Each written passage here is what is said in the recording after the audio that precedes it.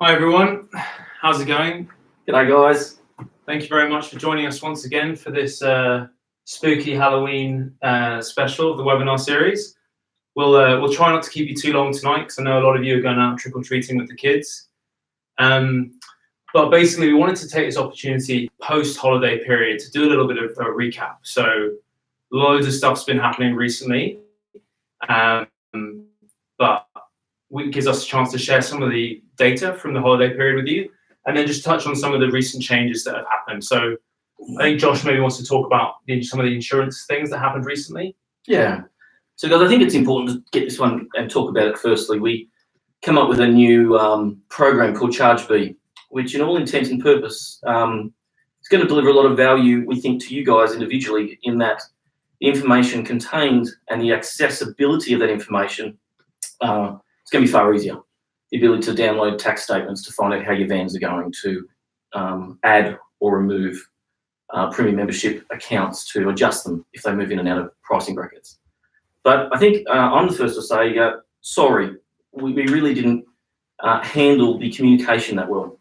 The emails about what was going to occur, there was good intent there, and I think the outcome long term will be great, but the way in which we went about it could have been a lot better. So apologies for that.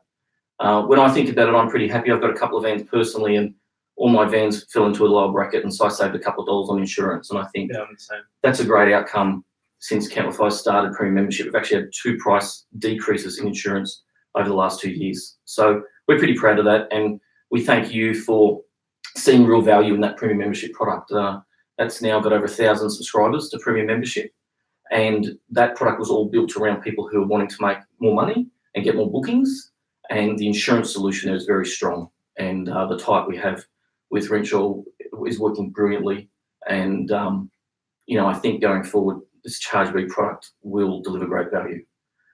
Guys, there is a few people out there who haven't yet activated the ChargeB emails, or the emails that came from Camplify. Some people thought they looked a bit spammy. They're not, they are from us, and yes, you do need to go in and add your credit card details. This is a confirmation from you to us, which we can't do with your old details because we don't have them all, to say, yes, I'm happy with this new charge, I'm happy to put my card on this, and I'm happy to accept this monthly payment. So if you have any questions there, or if you're a bit unsure still, please do ring through to the 1300 number and have a talk to the customer service guys. But we do need, for those who haven't done it yet, to please go and update their card details. Brilliant. And I think we did touch on it in the emails prior to it, but when the ChargeB payments happen, a few of you might have received a double charge. That is a temporary thing, and has already been recorded, and we'll make sure that gets refunded as soon as possible. But let us know if you haven't seen it fixed in the next week or so. Yeah. It was just an error that we were told and we understood from the company that we engaged with this service was not going to occur. But I think with so many people on the program, we unfortunately had a few double up. Yeah. Okay, so what we're going to do now is jump straight into some of the information that's come from the holiday. So we had an absolutely huge holiday period, and so I'm talking 19th of September through to the 13th of October. So this is the key eastern states, starts with Victoria and Queensland, New South Wales, 3-week holiday period, Jake, and the long weekend for October. Yeah. So we did almost 1,500 separate bookings, which ended up allowing us to send over 5,000 people away on holiday, which is pretty... That's 5,000 strangers, right? Like people have never met. Families, mums and dads, kids. Yeah, so that's a pretty epic achievement for us, and that's not even peak summer. That is just the October holidays, which is brilliant. So one of the great things here is, although we sent away 1,500 separate vans, we only had 60 damage claims. So it's amazing. That's a damage rate of 4.2%, which is a tiny percentage compared to the industry average. For big rental operators, it will be closer to 20%. So that's a testament to what, I guess, the onboarding calls, the training, and the handovers that you guys do. So just really want to say massive congratulations there. Exciting. What we've done, though, is of those damage claims, we've actually listed them here, and we wanted to share with you sort of what things are getting damaged the most and to help you avoid that damage in the future. So to give you an idea, 47% of the damage that occurred was body damage. So exterior body damage. About 30 Yeah. incidences of exterior damage. Yeah. And so those kind of things happen, unfortunately. But I think especially with those larger vans, if you've got slightly inexperienced hirers, that's your opportunity to maybe warn them of all those mistakes you've made over the years. Talk about the back right corner, the blind spots, you know, the smaller instances in the motorhomes. You know, these are big, high, wide units. Yeah. But in all, 30 instances out of 1,500, pretty great, really. Yeah. So then we had about 20% of the damage was interior damage. So these things like hinges breaking or interior doors getting scratched. A couple of scuffs and scratches, nothing too major. Yeah. So you know, just life in a van, a bit of wear and tear in there, but you know, nothing too big or too serious from an internal perspective. Yeah. Now the next one is which accounts to about 15%. That's awnings. So, and Josh can talk about this far more, but awnings, although they don't happen that much, they're very expensive. It happens really quick, goes wrong really quickly, and often the hirer is surprised by how much it costs. Yeah. And, you know, anyone who's owned a van has woken up with a bit of stress over the awning or has lost an awning or, you know, put an awning up incorrectly. And we've got a lot of plans for how to do these, how to manage the Camplify and the damage associated with awnings better in the future. And we're having a talk to a couple of companies about some inflatable options, which I'm very excited about. But just reiterate to your hirers, get them to get their camera out. Listen, take a video of this. There's 3 steps primarily to put the awning up, and you need to do them in reverse to take them down. Talk about when they go to the pub or they go out for dinner, put the awning down. They go to sleep, put the awning down. When they notice the weather's coming out, put the awning down. Tie the awning down with your ropes and such. You know, minimum awning cost is about $1,200. We have one the other day for $1,900 to get fixed. Yeah. It's a bitter pill for the hirer who's had a wonderful time to now lose their bond. And you're now, as the owner, there's a high chance it could be inconvenienced, and therefore not only have to run around and get quotes to get the awning fixed, which many of you would have had to do in the past, but more so then disappoint that next hirer that's going away in a couple of days and like, hey, I'm sorry, the awning broke, but I've got a gazebo. Well, it's not the same. Not the same. Yeah. So these accidents will occur, and you know, 10 awning damages over 1,500 holidays going ahead is great. But we know as we come into the warmer season with the tropical weathers, with the southerlies coming up, you know, awnings are just going to start to occur, and damage to awnings is going to occur more and more. So make sure the hirer is watching. Tell them to get their camera out. Tell them to take a video of it, and include in a small instruction sheet inside the vans if you can. And the having the instruction sheet so they've got something to refer back to is always really useful. We had a recommendation from one of our experienced owners in Perth. She actually goes and tells them, the hirer, how much things cost to fix. Mm-hmm. So she goes, look, guys, just so you know, like, here's how you fix the awning. But just so you know, like, a small tear is $500 to fix. And that just gives the hirer a bit of a understanding into what could happen in the bad scenario. So I guess the last one that we'll talk about is cleaning. So it accounts for about 10% of the damage claims that we have. And it's not really damage per se, but cleaning nonetheless. So what we've had some owners do is they put little sort of stickers or information cards on the fridge or on the table, just as a reminder saying, hey guys, just so you know, if you don't empty the toilet cassette, there's an extra fee of $100. If you don't sweep it out, fee of $100. But by that same token, if you don't give them the equipment to clean your van, you can't really expect them to leave it spotless. So dustpan and brush, surface wipes. Yeah, all the necessary toilet cleaning items. Yeah. You know, because we never use cleaning fees intentionally when we list the van. Our expectations are the van does come back in a relatively similar manner. You know, at least 80% is clean. But that's what that service fee's for. You know, it does take up a little bit of extra, or puts a little bit of extra revenue in your pocket to sort of cover sometimes when people haven't left them as clean as what you'd liked. But give them the first option of doing it. As Jake said, make sure you include the necessary cleaning items.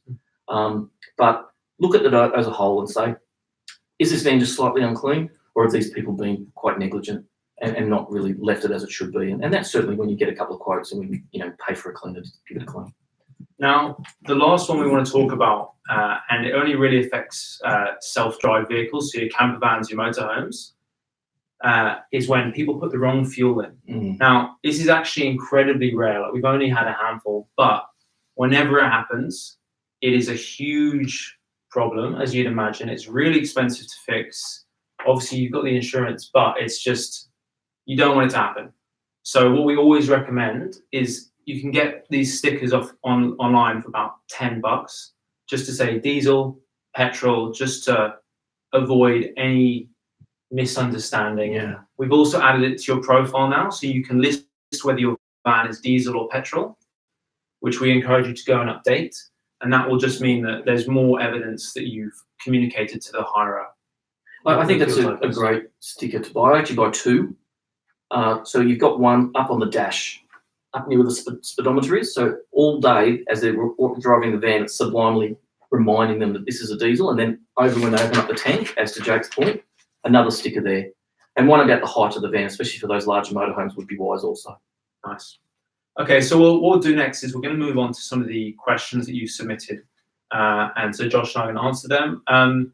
There's a question that's popped up quite a bit, and it's about minimum booking periods. And this tends to happen around this time of year when we transition from off-peak winter into peak season, and you want to have that higher minimum nights, but you still don't want to lose. Well, the system doesn't also help cater for it, does it? At the moment. You know, at the moment you can't have two Yeah. periods, one for peak and one for off-peak, or one for holidays and one for not. Yeah.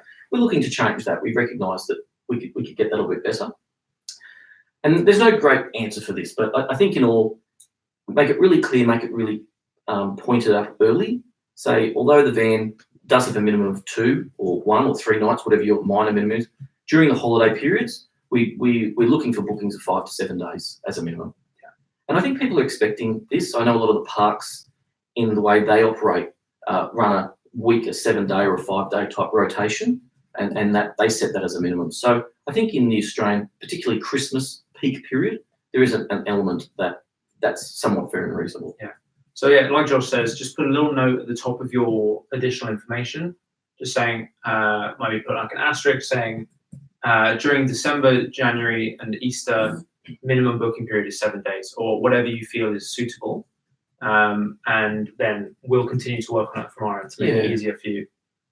And don't if you've got someone that's 3 or 4 days, just see if they'd like to go away for a bit longer, or let them know why you're moving on, but let them know quickly so they can find another van if you're not going to take it. Yeah. So Romulus asked a question about the price that often he gets bookings from platforms like Facebook or Gumtree, and then negotiate the price there. Mm-hmm. But then that obviously doesn't match the price that he gets. He can never really see what the hirer is paying. So there's obviously some easy ways for him to do that. I've created a little calculator on spreadsheets, just so I can always work out what the hirer is paying. So that's basically your nightly rate plus your nightly rate times 15%, and then plus your service fee. So that's how you know what the hirer is going to be paying. And that's just a simple little way for you to work it out. Yeah. And you can obviously work backwards. And Romulus, I think 15%, as Jake pointed out, is what you need to add for that. So it's 10 nights, $100, $1,000. Add the 150 on plus whatever your service fee. Yeah. That's going to be quite accurate. But if you'd like us to help you, reach out to customer service and we can show you exactly. Or log back in, not as yourself, just as a Camplify general user, find your van and pretend you're a hirer, and that'll give you a pretty quick indication as well. Yeah. So Anna asks, so how much time do you normally allow someone to pay once you approve the booking? Yeah, and a great question. And to reiterate that for everyone, 24, 48 hours at the absolute max if you haven't heard back from them. Just a simple note to say, hey, Jimmy, my van's really popular at this time of the year. So if I don't hear back from you by 5 p.m. tonight, I'm just going to cancel your booking. But if you'd like to take it up again, please reach back out to me. And guys, it is really easy for that hirer to rebook. Yeah. It's so hard to click decline when you've got maybe $1,000, $2,000 sitting on the table. But I mean, I've had it recently where I told the hirer, look, I need to decline tonight unless you pay. But they can rebook. And anyway, a week later, once he'd got the money back in his account, he went on and paid, and so I got the booking. So, and if they have some, sorry, Jake, but if they have some payment issues, if they've communicated that with you, I think that's fine. You might hold it open again for them for the week. Yeah. But if you're not hearing anything back at all, the issue is the system is grayed out. that period of time, and therefore no one else can find your van during that search. One of the great things I think Camplify will introduce in the next 6 months is a really great payment option process for the hirers. So in lieu of having to find the full 50% up front, especially if it's a long way away, or the 100%, we will have some mechanisms for people to do sort of like a lay-by. Like an afterpay. Like an afterpay type process where they can make payment on a regular basis that may suit their budgetary needs, and therefore just reduce the burden of that larger upfront payment. So I think that's going to be an exciting product we can make with. Nice. So Casey and David have both asked with the reasonable amount to increase your pricing. Great question. It depends how deep you cut your pricing into winter, I suppose, Casey and David, but have a look at other vans of a similar nature to yours with similar features within your area. There's no need to be the cheapest on Camplify. There's never enough vans at Christmas time. But for example, if you had a triple bunk, shower, toilet, air conditioner, our air-conditioned van that was in a reasonable shape, and you're normally getting 90 or 80 or 100 a night, I don't see why you couldn't get 150 through the Christmas period. Yeah. And again, some owners I know will put their price really high and will wait until December 5th to try and get that obscenely large booking. But again, you run the risk of potentially not getting it. Yeah. So I think it's a gut feel, and you can increase your price if you haven't got a booking request for a week. You can reduce it down. You can play with the weekends. I've certainly got mine higher for the 23rd through to the 31st. Yes.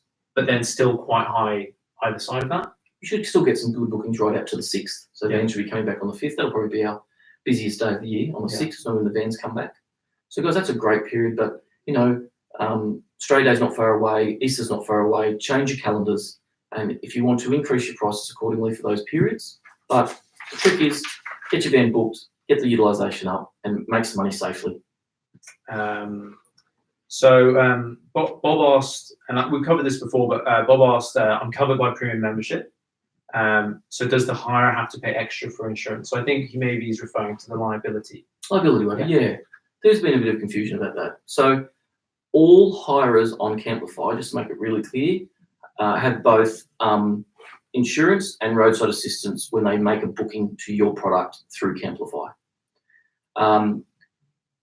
There's been many hirers in the past who have asked for a way in which to reduce their liability, so the amount of money that they are bound to pay if there's some damage that occurs. So liability, or excess reduction as it's known in the car hire industry, is very common, and Camplify has a product that is very well priced and provides a great level of comfort for those who are wanting to reduce their bond or the excess they're needing to pay if some damage occurs. Yeah. So Bob, no, they do not need to pay extra insurance. Yes, they are covered to the amount per incident per the level of their bond from a coverage, which they can reduce down if they'd like to. Brilliant, thank you. So we've had actually a couple of questions about having a network of repairers, like sort of authorised repairers. This is something we've talked about plenty. Yes. I've only been trying to get it to go for 4 years. It's not very successful. But unfortunately, we don't have that at the moment. A great resource, though, is if you use the Facebook owners group. We've got tons of owners, obviously. They've got loads of vans going out. If you say, look, guys, does anyone know a good repairer in Sydney, in Brisbane, and try and build a good relationship with that. Like, I've certainly got a great mechanic that usually tries to slot me in a day later if I've got a quick turnaround between bookings, and just makes your life a little bit easier. Yeah, look, we're getting to a size now at Camplify. We're actually going to have a resource that has come from the repair industry. And one of their objectives will be to build a nationwide repairer network of choice that will have prioritisation for Camplify vans, better rates, some good advice, and hopefully provide some great service on that. Okay. So Carolyn's asked about cancellation policy. So to approach Christmas, what happens if they cancel pre or post payment?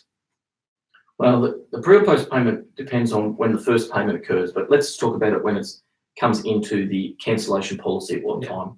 So the cancellation policy is very clear, but life can happen. And, there's many people out there who are planning on the trip of a lifetime, but may discover some illness or something that's going to affect their ability to go away, and that's very sad. But it's also a really hard situation for the owner. Can I secure that money? Can I get another booking? The hirer, I've had this devastating thing occur, but I'm about to also lose my money and I want it to go away. So what we say is that our goal at Camplify, and what we encourage our community to give consideration to, is can we facilitate that booking again in a time in the future? So although they couldn't go away now, can they go away at another time in the future? And therefore the monies can be paid to the owner and the hirer can get that holiday. But if you do have an incident, Caroline, or anyone else out there, reach out to the customer service guys. They'll give you some great advice and some very specific advice. We might even put up the cancellation policy for the guys to have a look at now. And you can then give thought to the scenario and what's going on with that hirer specifically, and whether you can achieve that goal, which is to let them get away at a later date, and then both parties can win. If it gets really close, there's a cancellation, you do want a refund, reach out to us. We can help try to get your van booked immediately with some extra marketing. And we appreciate life can happen. Yeah, I think it's just about, we've had some great stories where a hire is cancelled because personal circumstance, that their family's ill or something. The owners actually said, look, you don't need to give me a refund. I will keep the money, but I'll give it to you later for another trip. So that they then got rebooked straight away for Christmas. Yes. And then they get a nice off-peak holiday booking straight off the bat. It can work quite nicely. So that's the best goal of it all. But we do have a very clear set of instructions for cancellation. So have a look at those. And if you have some scenarios you come up that you're a bit unsure about, you want some advice, we've dealt with a lot of scenarios in the past, and we can give you some great advice. So give us a call. Yeah. We've had a question from Kirsty around, generally speaking, what are the minimum hire periods that people, what's the average hire length that people experience over Christmas and over peak periods? I think we've got a lot of really experienced owners watching right now, and it might be even more helpful for them to share their experience on what they usually get as a sort of peak period booking. Certainly, I've got 1 or 2 7-dayers, but moreover, it's still, for my camper, it's still weekend hires. I think it depends on the RV type, the location. I think so. And you've got a camper van, so you're a couple accommodating type solution. We know that at Christmas time, people are trying to grab those 2-week holidays if they can, but certainly a 7 to 9 day. Christy, I think, was it? Yeah. Would be about an average, but certainly there should be no doubts of getting plenty of 12 to 14-day bookings also. Yeah. So Mark's actually asked when he's meeting fellow campers at the campground, he's like saying, well, are there any sort of business cards that we can hand out? And I'm not sure, Mark, if you're a premium member or not, but as part of the premium membership, we will send you a bunch of business cards that we'll design for you and get printed for you. And those are brilliant for handing out at caravan parks, especially if you're doing the drop-off option, and even giving to hirers to hand out to their friends. Yeah, and drop them in at the reception. Yeah. On the way out. But, some of that real old school type marketing. Yeah. At the kids' school, on the notice boards, they actually work really well. Yeah, no, definitely. So let us know if you'd like some cards and that's something you'd like to do to promote your van, and we can look at speaking to Luke and his team and getting some of those built for you. Yeah. Had a question from Terence just about, I guess, how he could promote his van. So first question was sort of about his link. So at the end of when you're on your public profile for your van, if you scroll all the way to the end of the URL, there's 4 or 5 numbers. If you type in camplify.com.au/those 4 or 5 numbers, you will always direct to your van. So that's a great way if you want to share it on social media or those kind of things. Your next question was about how to get better in search because you're on page 12. The thing is you're probably looking at a location that's not near you, and obviously we provide, the way that our system works is we show when someone types in a suburb, we show all the vans nearby going out. But what you'll find, if you start to filter by van type, by births, by dates, you won't be on page 12 anymore. More likely you'll be on page 1 or 2. Now we get that feedback quite a lot, but once people actually search what they want, people always use the filters. You'll end up on page 1. So I wouldn't worry about that. Now Josh wants to share an amazing story that we had with the NRMA the other day. It was with Darren. And do you want to share sort of what happened?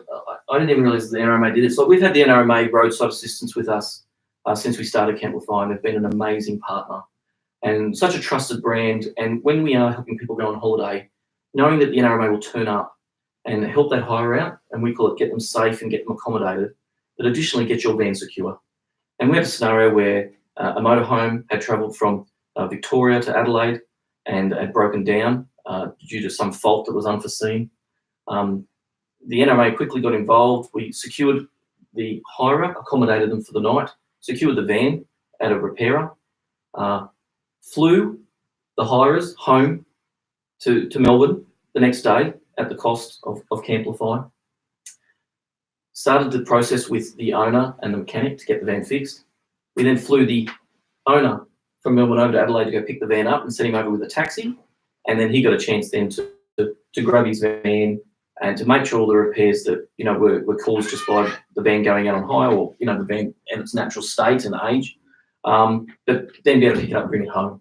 Yeah. I just find that amazing that, you know, we've got that type of support for your van and also your hirers. And, you know, it's got great intent, and when it comes to roadside, it works really well. So Darren added some extra bits and pieces on there, and you know, it was a good question. He was sort of talking about, as my van gets a bit older and as it starts getting more and more kilometres, should I limit the distance for it to go out? I really think that's a question, and I don't have an answer outside of to say people in motorhomes or people on hire motorhomes want to travel. They want to, you know, explore and drive and stop and start and get around. Especially if you're in Melbourne. Correct. You know, especially down south, you know, the Great Ocean Road is so beautiful. So if you do limit it, you may limit some income opportunities there. So that's up to you to give consideration to. But I think in that a well-serviced, a well-maintained product, be caravan or motorhome drivable, if that's your focus and you're doing the right thing on every part that you can around that serviceability, the times that this type of incident occurs are very rare.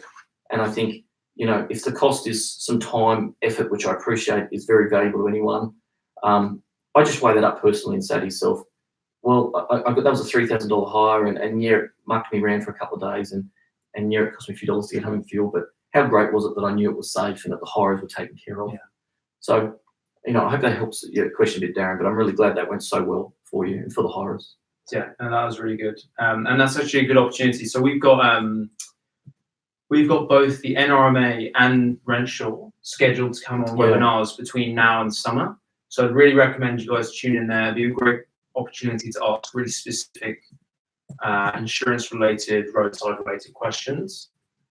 We have one or two questions about insurance here, but I think it's better.